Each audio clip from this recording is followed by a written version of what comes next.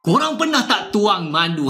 Ni saya nak tunjuk pada korang satu fenomena yang sangat menarik, sangat best. Tapi korang tak pernah perasan pun dengan madu. Dunia korang tuangkan saja.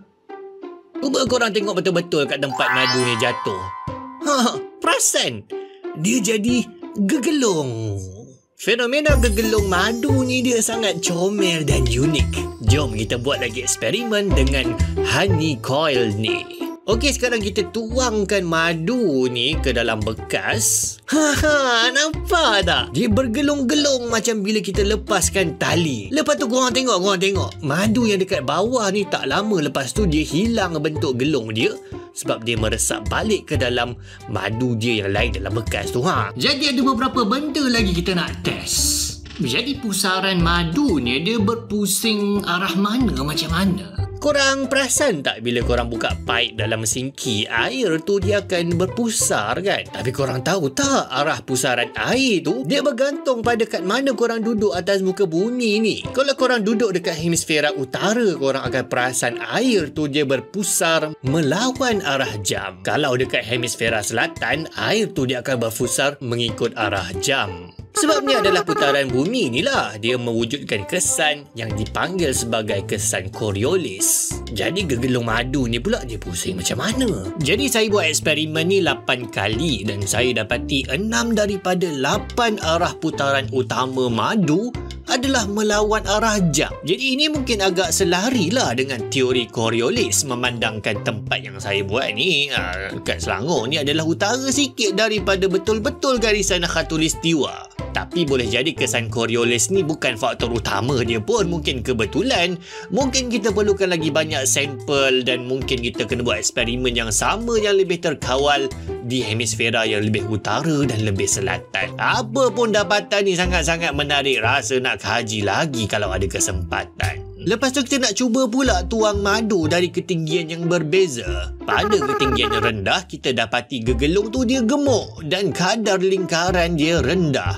Madu tu dia kena melingkar secara semula jadi untuk mengelak daripada terkena dirinya sendiri.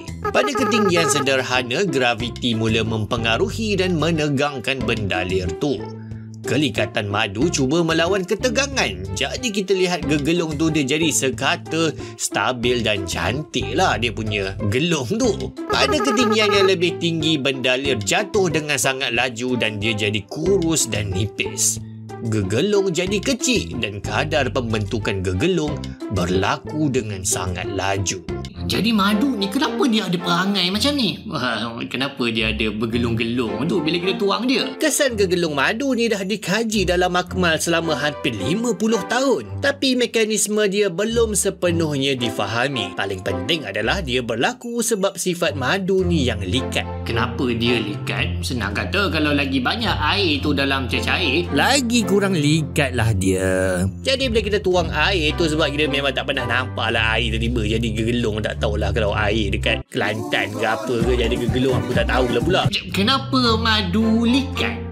Dia macam ada orang kurus dengan orang gemuk dalam satu laluan. Orang-orang yang kurus ni dia lagi senang nak bergerak berbanding dengan orang-orang yang gemuk. Orang gemuk ni dia menghalang laluan sesama mereka. Jangan terasa pula lah, tak apa. Tak apa, nanti lepas puasa korang kurus lah insyaAllah. Jadi orang kurus ni dia macam air ataupun H2O. Orang gemuk ni pula dia macam molekul madu. Dia adalah rantaian gula yang sangat panjang. Tapi dia adalah gula madu lah, gula yang baik. Jadi bila berlaku traffic jam di dalam cecair ini, inilah yang kita panggil sebagai kelikatan.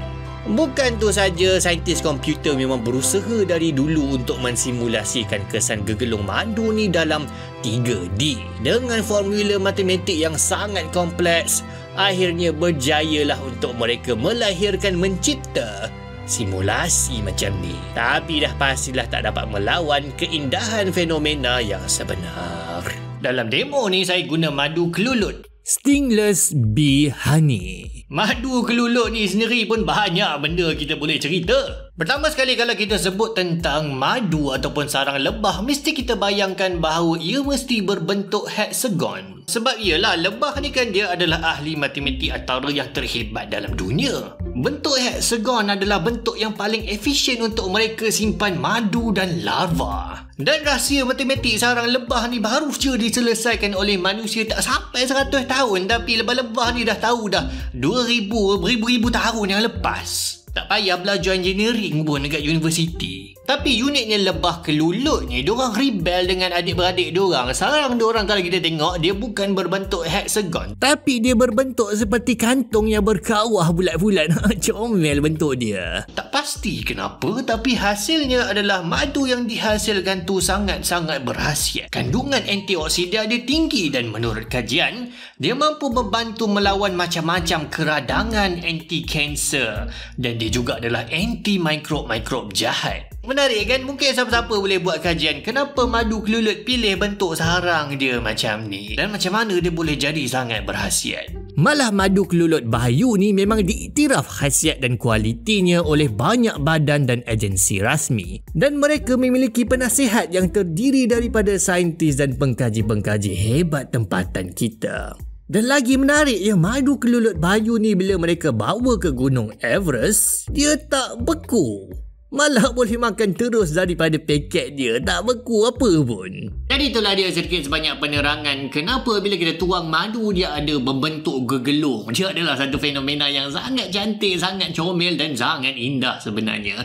Yang mungkin kita tak perasan, tapi kalau kita kaji, kita pandang sesuatu tu dengan lebih mendalam lagi, kita akan nampak keindahan yang diciptakan oleh Allah Subhanahu Wa Taala. Jadi terima kasih banyak kepada Bayu kerana menaja madu kelulut kali ini. Anda boleh dapatkannya pada link yang disediakan di bawah. Madu kelulut ni dia lain sikit. Tekstur dia lain dan rasa dia masam-masam manis. Sedap. Anda boleh cuba madu kelulut Bayu. Kita jumpa lagi dalam video yang akan datang.